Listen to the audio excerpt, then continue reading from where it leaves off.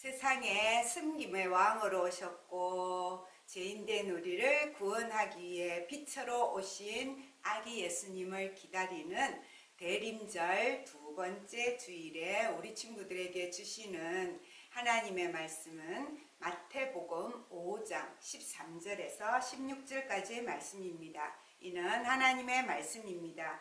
너희는 세상의 소금이니 소금이 만일 그 맛을 잃으면 무엇으로 짜게 하리요? 후에는 아무 쓸데없어 다만 밖에 버려져 사람에게 밟힐 뿐이니라. 너희는 세상의 빛이라. 산 위에 있는 동네가 숨겨지지 못할 것이요 사람이 등불을 켜서 말 아래에 두지 아니하고 등경 위에 두나니 이러므로 집안 모든 사람에게 비치느니라. 이같이 너희 빛이 사람 앞에 비치게 하여 너희 착한 행실을 보고 하늘에 계신 너희 아버지께 영광을 돌리게 하라.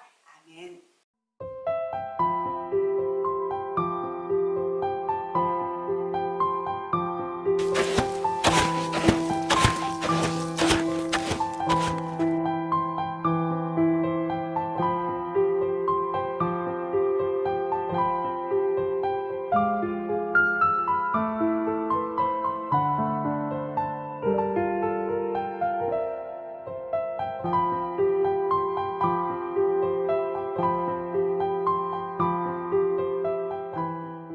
마태복음 5장에서 7장까지의 말씀은 산상보훈이라고 해서 예수님을 믿는 사람들은 어떻게 살아야 하나 하는 것을 가르쳐주고 있는데 그 중에 오늘 말씀을 보니까 어떻게 살아라고 가르쳐주고 있어요. 우리 오늘 달달 말씀 16절 말씀. 이같이 너희 빛이 사람 앞에 비치게 하여 그들로 너희 착한 행실을 보고 하늘에 계신 너희 아버지께 영광을 돌리게 하라.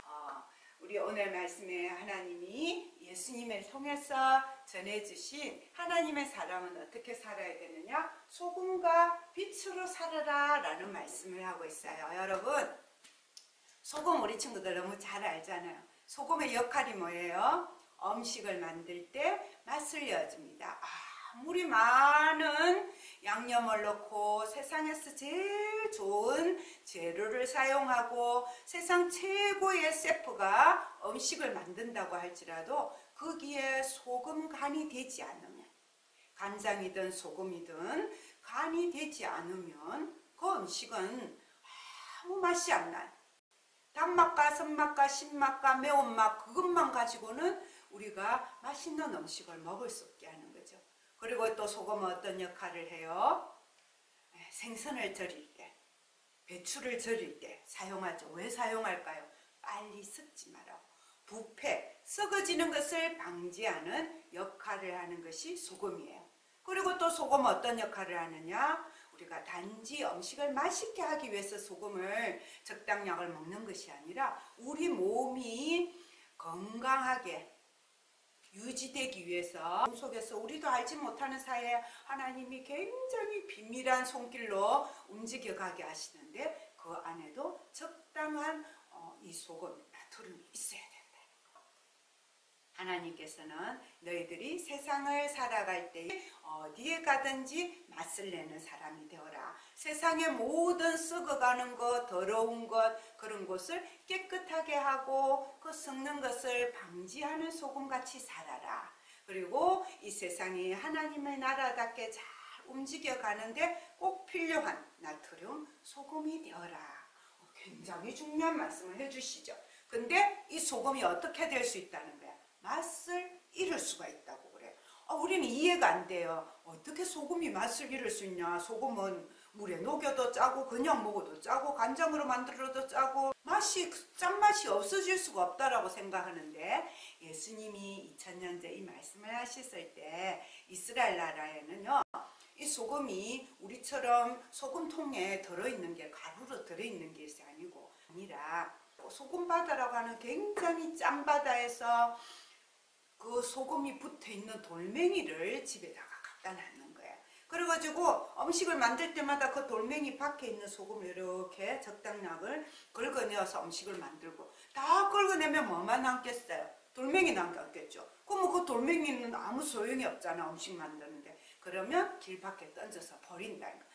하나님이 우리에게 소금같이 살아라 라는 것은 이 세상에 이만큼 꼭 필요한 사람으로 살아라 라는 비유, 정말 그때나 지금이나 우리가 선명하게 기억할 수, 잊어버릴 수 없는 비유가 소금비예요. 자, 같이 짝으로 나오는 비유가 빛이었죠. 너희는 세상의 빛처럼 살아라. 이 빛을 갖다가 위에다가 그릇을 탁 엎어두면 빛의 역할을 할 수 있을까 없을까요? 할 수 없죠. 된다고요? 높은 데다가 방을 다 비칠 수 있는 데다가 놔요. 우리 천장의 전등들도 다 이렇게 높이 달잖아요. 전체를 밝혀주기 위해서. 우리 5장 16절 말씀의 빛에 대해서 어떻게 하라고요? 착한 행실로 드러나게 하라는 거예요. 어려운 사람을 도와주고 힘들어하는 사람을 안아주고 위로해주고 예수님을 모르는 사람에게 복음을 전하고 하나님 앞에 기도하고 거룩한 백성으로 살아가는 모습을 보여주고 우리의 말이 다른 아이들의 말과 달라서 쟤는 말할 때 욕을 안 섞어서 하네. 남을 비웃는 말 하지 않네. 불평불만하지 않고 늘 감사의 말을 하네. 우리의 말을 통해서 하나님의 사람인 것을 보여줘. 그렇게 착한 행실로 드러나게 사는 것. 예수님의 제자된 것을 보여주며 사는 것. 그래서 우리를 보고 야, 자이는 예수님을 믿기 때문에 다르구나. 예수님 믿는 것이 좋은 것임을 알게 되고 교회 다니는 것이 신나고 행복한 것을 알게 되고 우리 하나님 나라로 가는 길을 그렇게 전할 수 있게 되는 것이 하나님께 영광을 돌려드리는 뭐와 뭐 같은 사람? 소금과 빛 같은 사람이다 라고 오늘 우리 예수님이 말씀해 주시는 것입니다. 성경에 나오는 하나님의 사람은 다 믿음의 사람이고요, 비전의 사람이고요, 실력의 사람이었는데 또 동시에 하나님의 나라를 이 땅에 이루기 위해서 소금과 빛으로 살아간 성품의 사람들이었어요. 그 중에 두 사람을 목사님 오늘 소개하려고 하는데, 첫 번째 사람은 다비다라는 아주머니예요. 욥반 마을에 사는 아주머니였는데 이 아주머니가 어느 날 갑자기 돌아가셨어요. 그러면 장례를 치러야 되잖아요. 근데 이 마을 사람들이 발 빠른 사람들을 심부름꾼으로 이웃 마을로 보냈어요. 그 이웃 마을에 누가 있었냐면 기도하면 기도대로 이루어지고 복음 전하면 하루에 3,000명 4,000명 예수 믿고 그런 능력을 행하는 베드로 사도가 와 있다는 말을 듣고 자기 욥반 마을로 모시고 온 거예요. 온 동네 사람이 베드로 앞에 와서 빌었어요. 베드로 선생님, 베드로 선생님 꼭 우리 예수님께 기도해 주세요. 그래서 우리 다비드 아줌마를 살려주세요. 병든 사람도 아닌데 믿음이 대단하잖아요. 베드로의 기도를 통해서 진짜로 다시 살아났어요. 놀라운 일이 일어났죠. 왜 이랬을까요? 이 다비드 아줌마는 그동안 정말 소금처럼 살아간 거예요. 그 욥반 마을의 가난한 과부들, 가난하고 외로운 고아 아이들, 그 사람들의 친구가 되어준 거예요. 성경에 보니까 옷을 만들어서 선물하고 음식을 만들어서 대접하고. 다비드 아줌마가 없으면 우리 마을은요 소금 없는 음식이에요. 다비드 아줌마가 꼭 있어야 우리 마을은 행복한 마을이 될 수 있어요. 예수님도 그것을 아셨기 때문에 이렇게 다비드 아줌마를 다시 살려주셨어요. 다시 살려주니까 그 욥반 마을에 뭐가 비치게 됐어요? 죽었을 때는 어둠이었는데 빛이 된 거잖아요. 바울이 두 번째 전도 여행을 떠났는데 빌립보 마을 복음을 전하다가 감옥에 갇혔어요.